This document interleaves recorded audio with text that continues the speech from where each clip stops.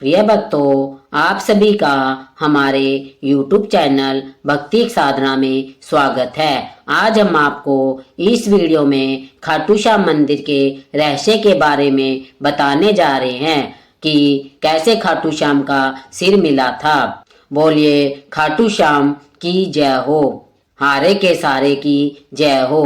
कथा प्रारंभ करते हैं। राजस्थान की पावन धरती जहाँ रेत की हर कण में इतिहास की गूंज सुनाई देती है, उसी भूमि पर स्थित है एक ऐसा मंदिर जो न केवल आस्था का केंद्र है बल्कि रहस्यों और चमत्कारों का भंडार भी है। सीकर जिले में स्थित खाटू श्याम मंदिर। आपने खाटू श्याम के नाम के बारे में अवश्य सुना होगा। उन्हें हारे का सारा कहा जाता है और तीन बाणधारी के रूप में पूजा जाता है। पर क्या आप जानते हैं कि यह मंदिर तो प्रतिवर्ष लाखों श्रद्धालुओं को अपनी ओर आकर्षित करता है।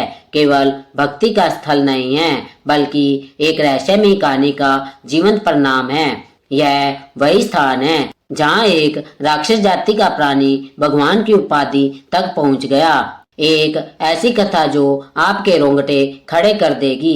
आज हम आपको खाटू श्याम मंदिर की एक ऐसी अनसुनी यात्रा पर ले जाने वाले हैं जहां हर कदम पर एक चमत्कार, हर दीवार पर एक कथा और हर कोने में एक रहस्य छिपा हुआ है। शायद आपने यह नहीं सुना होगा कि खाटू श्याम मंदिर की नींव एक ऐसी कहानी पर टिकी है जो महाभारत काल से जुड़ी हुई है। यह मंदिर केवल पत्थरों से बनी एक रचना नहीं है बल्कि यह भीष्म पितामह के वचन, एक वीर योद्धा की आत्म त्याग और श्री कृष्ण के आशीर्वाद का साक्षात प्रतीक है। लेकिन यह मंदिर केवल इस पुरानी कथा से ही अद्भुत नहीं बनता, इसकी भव्यता और रहस्यमय घटनाएं इसे और भी अधिक अलौकिक बनाती है। मंदिर के गर्भगृह में स्थित श्याम बाबा की प्रतिमा एक ऐसे कुएं से प्राप्त हुई थी जिसे आज श्याम कुंड भी कहा जाता है। इस कुंड के जल को अमृत तुल्य माना जाता है और मान्यता है कि इसका स्पर्श मात्र भी व्यक्ति के समस्त पापों का नाश कर देता है। लेकिन इस कुंड में पानी कहाँ से आता है, इसके बारे में कोई नहीं जानता है। मंदिर में एक और अद्भुत परंपरा निभाई जाती है। यहाँ पर एक खास तरह का निशान चढ़ाया जाता है। यह कोई साधारण प्रतीक नहीं बल्कि श्रद्धा, नियम और संयम का प्रतीक है। कहा जाता है कि जो भी भक्त यह निशान पूरे नियम और भक्ति भाव से चढ़ाता है, उसकी हर मनोकामना पूरी होती है। यहाँ तक कि कई भक्तों के अनुभव इस बात की गवाही देते हैं कि जिन इच्छाओं को उन्होंने वर्षों तक मन में संजोया, वे खाटू श्याम के दरबार में निशान चढ़ाने के बाद पूर्ण हुई। परंतु सवाल यह उठता है कि क्या यह मात्र विश्वास है या इसके पीछे भी कोई अज्ञात शक्ति है। खाटू श्याम मंदिर का सबसे चौंकाने वाला रहस्य एक शिवलिंग से जुड़ा है जो मंदिर से कुछ दूरी पर स्थित है।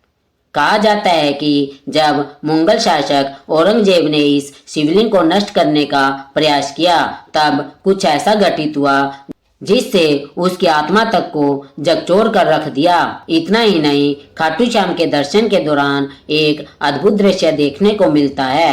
बाबा के दरबार में हजारों संख्या में आने वाले श्रद्धालु अक्सर कहते हैं कि उन्होंने वहाँ कुछ ऐसा महसूस किया है जिसे शब्दों में बयान नहीं किया जा सकता। कोई कहता है कि बाबा ने उसे स्वप्न में दर्शन दिए, तो कोई बताता है कि उसने वहां अपने जीवन की सबसे कठिन समस्याओं का हल पाया। और इन सब अनुभवों में एक बात समान है, एक रहस्यमय शक्ति जो खाटू श्याम मंदिर को केवल एक तीर्थ स्थल नहीं बल्कि एक अलौकिक अनुभव बना देती है। इस मंदिर की शक्तियों की गूंज केवल भारत में ही नहीं विदेशों तक फैली है। अमेरिका, इंग्लैंड और ऑस्ट्रेलिया जैसे देशों में बसे भक्त भी प्रतिवर्ष खाटू श्याम जी की निशान यात्रा में भाग लेने भारत आते हैं। यह भक्ति की वो डोर है जो ना जाति देखती है, ना धर्म, ना देश। यहाँ सिर्फ एक चीज की आवश्यकता है, श्रद्धा। तो क्या आप तैयार है इस मंदिर के उन रहस्यों से पर्दा उठाने के लिए जो सदियों से छिपे हैं? यदि हाँ तो हमारे साथ जुड़िए इस भक्ति साधना चैनल से। इस वीडियो में जहां हम आपको लेकर चलेंगे खाटू श्याम मंदिर की उन गलियों में जहां इतिहास, रहस्य और भक्ति एक साथ मिलते हैं। यह केवल एक यात्रा नहीं, यह आपके विश्वास को एक नई दिशा देने वाली अनुभव यात्रा होगी, क्योंकि यह केवल एक मंदिर नहीं, एक चमत्कार है, खाटू श्याम का चमत्कार। चलिए अब बिना किसी देरी के आज की इस रहस्यमयी और दिलचस्प वीडियो को शुरू करते हैं। भक्तों, खाटू श्याम जी को भगवान श्री कृष्ण के कलयुगी अवतार के रूप में जाना जाता है। राजस्थान के सीकर जिले में स्थित श्याम बाबा के भव्य मंदिर में दर्शन के लिए हर दिन लाखों यात्री पहुंचते हैं। मान्यता है कि श्याम बाबा सभी की मनोकामनाएं पूरी करते हैं और फर्श से अर्श तक पहुंचा सकते हैं। बाबा खाटू श्याम का संबंध महाभारत काल से माना जाता है। यह पांडु पुत्र भीम के पौत्र थे। पुराणिक कथा के अनुसार खाटू श्याम की अपार शक्ति और क्षमता से प्रभावित होकर श्री कृष्ण ने इन्हें कलयुग में अपने नाम से पूजे जाने का वरदान दिया था। लेकिन यह वरदान किस स्थिति में दिया था, इसके बारे में शायद ही आप जानते होंगे। हारे का सारा खाटू श्याम हमारा, यह तो आपने अक्सर ही सुना होगा। लेकिन हारे का सारा बनने की पीछे की कहानी से शायद ही आप परिचित होंगे। इन सभी सवालों के जवाब मिलेंगे आपको महाभारत की उस कथा में जो आपने नहीं सुनी होगी। तो आइए जानते हैं खाटू श्याम जी की इस पवित्र कथा के बारे में।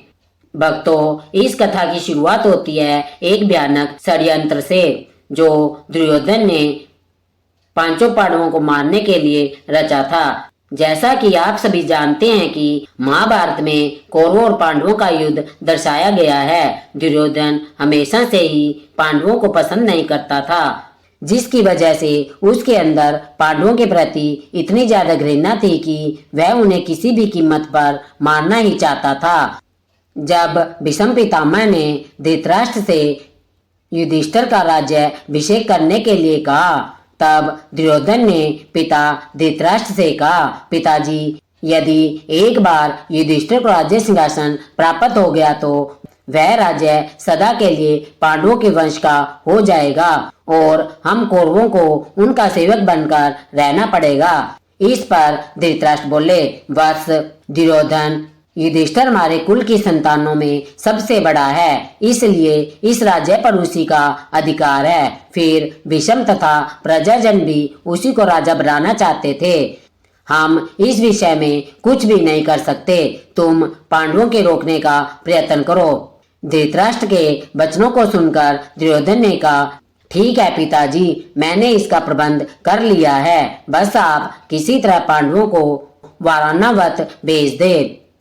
दुर्योधन ने वाराणवत में पांडवों के निवास के लिए पुरोचन नामक शिल्पी से एक भवन का निर्माण करवाया था, जो कि लाख, चर्बी, सूखी घास, मूंज जैसे अत्यंत ज्वलनशील पदार्थों से बना था। दुर्योधन ने पांडवों को उस भवन में जला डालने का षड्यंत्र रचा था। धृतराष्ट्र के कहने पर युधिष्ठिर अपनी माता तथा भाइयों के साथ वाराणवत जाने के लिए तैयार हो गए और वाराणवत के लिए निकल पड़े। दुर्योधन के षड्यंत्र के बारे में जब विदुर को पता चला तो वे तुरंत ही वाराणवत जाते हुए पांडवों से मार्ग में मिले और उन्होंने दुर्योधन के षड्यंत्र के बारे में बताया। फिर उन्होंने कहा कि तुम लोग भवन के अंदर से वन तक पहुंचने के लिए एक सुरंग अवश्य बनवा लेना, जिससे कि आग लगने पर तुम लोग अपनी रक्षा कर सको। मैं सुरंग बनाने वाला कारीगर चुपके से तुम लोगों के पास भेज रहा हूँ। जिस दिन पुरोचन ने आग प्रज्वलित करने की योजना बनाई थी, उसी दिन पांडवों ने गांव के ब्राह्मणों और गरीबों को भोजन के लिए आमंत्रित किया। रात में पुरोचन के सोने पर भीम ने उसके कमरे में आग लगाई। धीरे धीरे आग चारों ओर लग गई। लाक्षागृह में पुरोचन तथा अपने बेटों के साथ भीलनी जल कर मर गई। लाक्षागृह के भस्म होने का समाचार जब हस्तिनापुर पहुंचा तो पांडवों को मरा समझकर वहां की प्रजा अत्यंत दुखी हुई। दुर्योधन और धृतराष्ट्र सहित सभी कौरवों ने भी शोक मनाने का दिखावा किया और अंत में उन्होंने पुरोचन, बिलनी और उसके बेटों को पांडवों का शव समझकर अंत्येष्टि करवा दी। लाक्षागृह की सुरंग से निकलकर पांडव जब हिंडनी नदी के किनारे पहुंच गए थे, जहां पर विदुर द्वारा भेजी गई एक नौका में सवार होकर वे नदी के उस पार गए। नदी पार पहुंचने के बाद वह सभी एक जंगल में पहुंचे। वहीं पर हिंडिम नाम का एक राक्षस अपनी बहन हिंडिम्बा के साथ रहता था। हिंडिम हिंडिम्बा पर अपना जोर चलाता था और उससे मानवों का मांस लाने के लिए कहता था। मजबूरी में हिंडिम्बा को भी ऐसा ही करना पड़ता था। रात के समय जब सभी पांडव सो रहे थे तो उनमें से भीम सभी का पहरा दे रहे थे। जब हिंडिम्बा अपने भाई हिंडिम के आदेश पर पांडवों को मारने के लिए गई, तभी उसकी नजर भीम पर गई और वह भीम को देखकर मोहित हो गई और उनसे प्रेम करने लगी। भीम को मोहित करने के लिए हिंडिम्बा ने सुंदर अप्सरा का रूप धारण किया और भीम के पास गई। लेकिन इसी बीच हिंडिम्बा का भाई हिंडिम्ब वहां पर आ गया, जो पांडवों को मारकर उनका मांस खाना चाहता था। उसने भीम पर हमला कर दिया, जिससे भीम और हिंडिम्ब के बीच युद्ध छिड़ गया। इस युद्ध में भीमसेन की विजय हुई और हिंडिम्ब मारा गया। इसके बाद हिंडिम्बा अपने असली रूप में आ गई और उसने भीम के सामने विवाह का प्रस्ताव रखा, लेकिन भीम ने यह कहकर विवाह से इनकार कर दिया कि तुम राक्षस कुल की हो। इसके बाद हिंडिम्बा माता कुंती के पास गई। उसने भीम और अपने विवाह की बात माता कुंती से कही।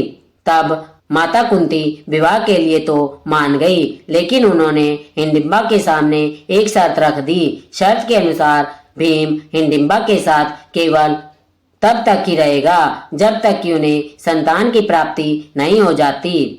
हिंडिम्बा भीम के साथ विवाह करना चाहती थी, इसलिए वह इस शर्त को मान गई। इसके बाद दोनों का गंधर्व विवाह हुआ और वे दोनों जंगल में साथ रहने लगे।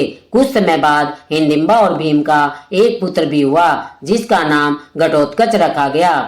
समय बीता और घटोत्कच का विवाह दैत्य राजकुमारी की बेटी अहिलावती के साथ हुआ, जिन्हें मौरवी और कामकांतिका के नाम से भी जाना जाता है। घटोत्कच और अहिल्यावती के दो पुत्र हुए। घटोत्कच के एक पुत्र का नाम बर्बरिक और दूसरे पुत्र का नाम अंजन परवा रखा गया।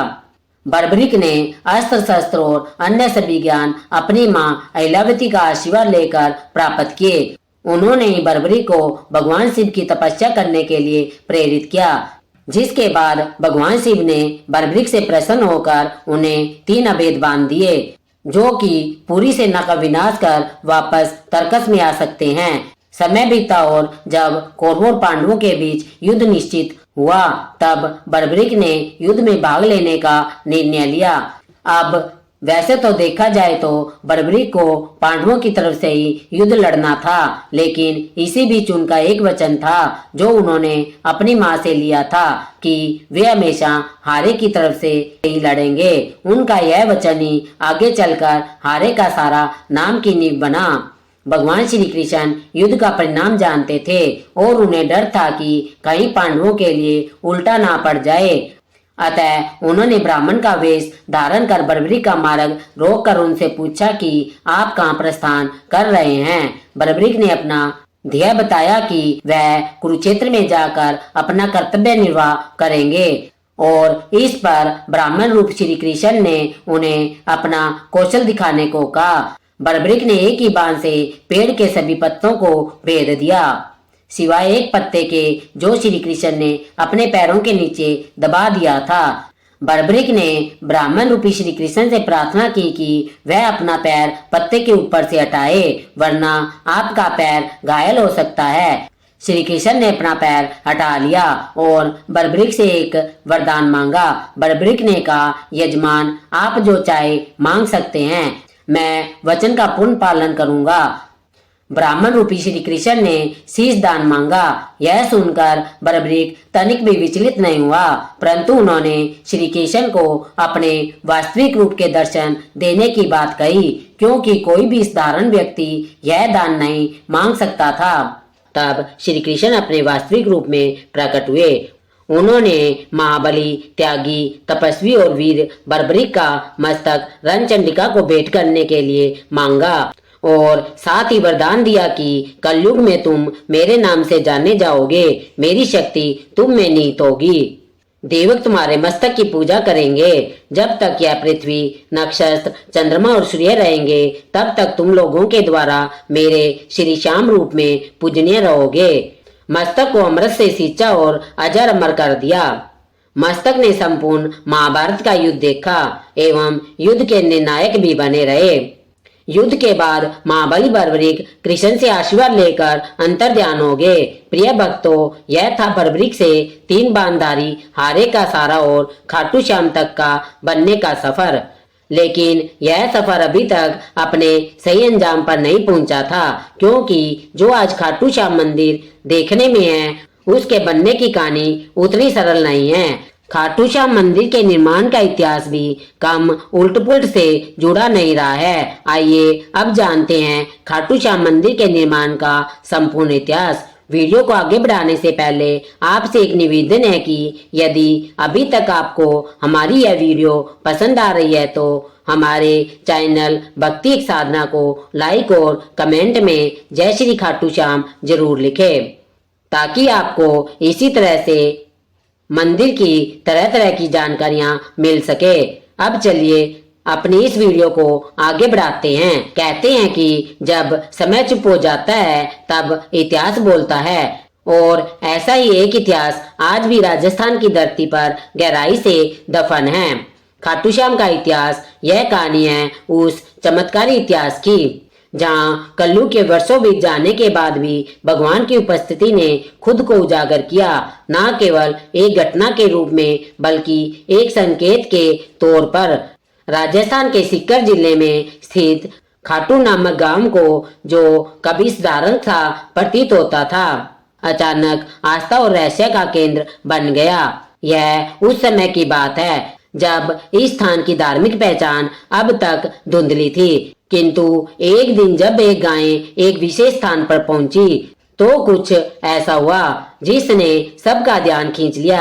गाय जैसे ही उस जगह पर पहुंची जहां बाद में रहस्य उजागर हुआ, उसके थनों से अपने आप दूध बहने लगा। यह दूध किसी चमत्कार से कम नहीं था। ग्रामीण स्तंभ रह गए और जैसे जैसे इस बात की चर्चा फैली, लोगों ने उस जगह को खोदने का निर्णय लिया। तब जमीन की परतें हटाई गई तो वहां से जो निकला वह एक साधारण वस्तु नहीं थी। वहां दबा हुआ था एक सिर, एक दिव्य मुखाकृति जिसने युगों से खुद को इस धरती के भीतर छुपा रखा था।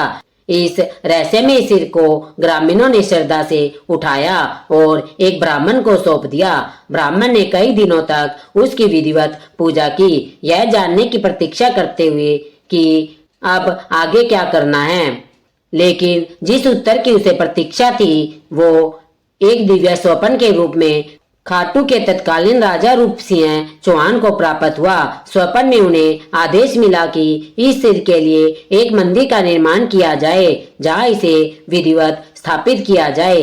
राजा ने दिव्य आज्ञा का पालन किया और सन 1027 ईस्वी में फाल्गुन शुक्ल एकादशी के दिन उस पवित्र मूर्ति को स्थापित कर एक भव्य मंदिर का निर्माण करवाया गया। समय बीतता गया और वर्षों बाद 10,720 ईस्वी में मारवाड़ के तत्कालीन शासक के निर्देश पर दीवान अभय सिंह नामक एक प्रतिष्ठित रसई ने इस प्राचीन मंदिर का जीर्णोद्धार करवाया।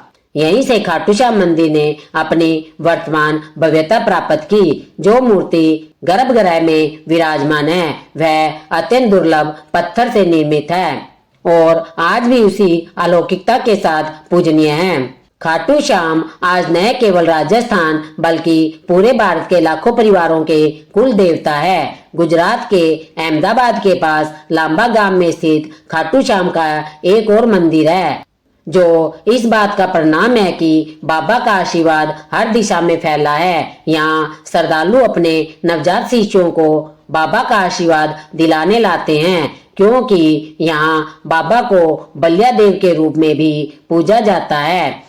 मंदिर की वास्तुकला उसकी हर ईंट हर पत्थर में भक्ति की भाषा बोलती है। चूने के मुर्तार, सफेद संगमरमर और पारंपरिक टाइलों का सुंदर संगम इस संरचना को कलात्मक बनाता है। गर्भगृह के शटर चांदी की परतों से सजे हैं और मुख्य प्रार्थना कक्ष, जिसे जगमोहन कहा जाता है, वहां की दीवारें पौराणिक चिन्हों से भरपूर है। हर चित्र, हर कथा और हर रंग एक आस्था को प्रतीत करता है। मंदिर के मुख्य द्वार में प्रवेश करते ही सामने एक विशाल खुला प्रांगण दिखाई देता है, जहां श्रद्धालु बाबा के दर्शन के लिए पंक्तिबद्ध होते हैं। प्रांगण से कुछ दूरी पर स्थित है श्याम बगीची, एक सुंदर पुष्प वाटिका, जहां से केवल चुने हुए पुष्प ही देवता को अर्पित किए जाते हैं।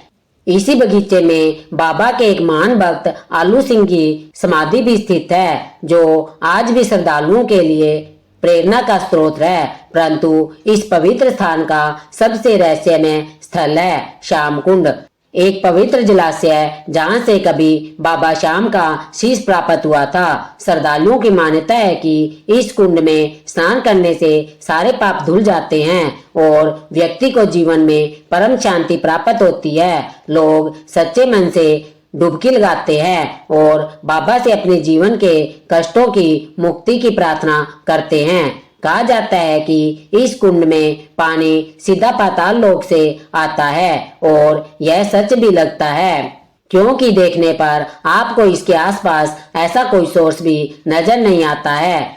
इस कुंड की यह बात इसे और भी ज्यादा शक्तिशाली और रहस्यमय बना देती है। मुख्य द्वार के दक्षिण पूर्व दिशा में स्थित है गोपनीय मंदिर और इसके समीप स्थित है गौरी शंकर मंदिर, एक और दिव्य स्थल जिसकी कहानी दिल दहला देने वाली है।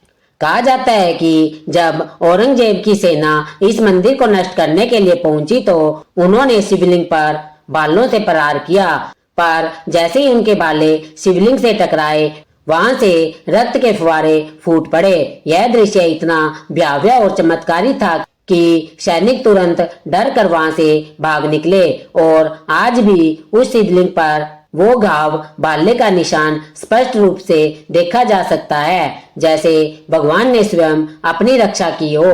खाटू श्याम जी का यह पावन मंदिर राजस्थान की राजधानी जयपुर से लगभग 80 किलोमीटर दूरी पर स्थित है और यहाँ पहुँचने के लिए श्रद्धालुओं को रिंगस के मार्ग से होकर जाने की सलाह दी जाती है। यह यात्रा केवल एक धार्मिक यात्रा नहीं बल्कि एक आत्मिक अनुभव होती है, जहाँ आस्था, इतिहास और चमत्कार एक साथ चलते हैं। हर साल लाखों भक्त यहाँ पहुँचते हैं, कोई आशीर्वाद पाने के लिए, कोई चमत्कार देखने के लिए और कोई अपनी श्रद्धा की अग्नि परीक्षा देने के लिए। और जब आप इस पवित्र धाम की भूमि पर कदम रखते हैं तो ऐसा लगता है मानो समय ठहर गया हो और भगवान स्वयं इस धरती पर विराजमान हो।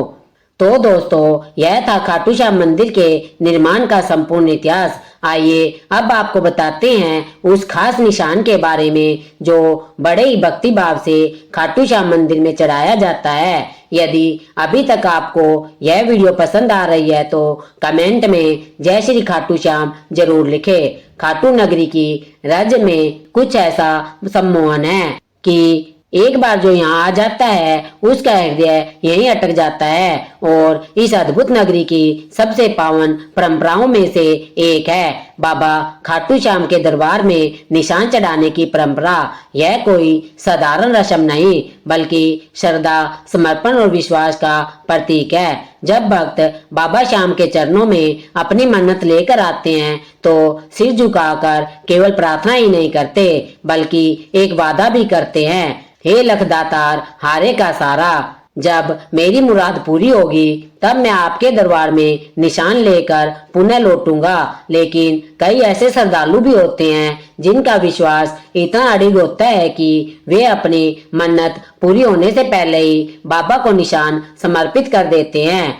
उनके लिए यह यात्रा भरोसे की यात्रा होती है, जहां वे पहले बाबा पर विश्वास करते हैं और फिर फल की प्रतीक्षा करते हैं। यह परंपरा केवल आज की नहीं, सदियों पुरानी है। खाटू श्याम जी को चढ़ाया जाने वाला यह निशान, जिसे ध्वज भी कहा जाता है, एक पवित्र और भावात्मक प्रतीक है जो बाबा के बलिदान और विजय का प्रतिनिधित्व करता है। सनातन धर्म में ध्वज को सदैव विजय का प्रतीक माना गया है और खाटू श्याम का यह ध्वज केवल कपड़े का एक टुकड़ा नहीं बल्कि उनकी अमरता, उनके त्याग और उनके अपार प्रेम का प्रतीक है। यह हमें उस दिव्य क्षण की याद दिलाता है जब भगवान श्री कृष्ण के आदेश पर युद्ध की विजय के लिए श्याम बाबा, जिन्हें पूर्व में बर्बरी कहा जाता था, ने अपना शीश दान कर दिया था। उन्होंने अपना बलिदान धर्म की रक्षा और अधर्म के विनाश के लिए दिया और युद्ध का श्रेय भी स्वयं नहीं लिया बल्कि श्री कृष्ण को समर्पित कर दिया।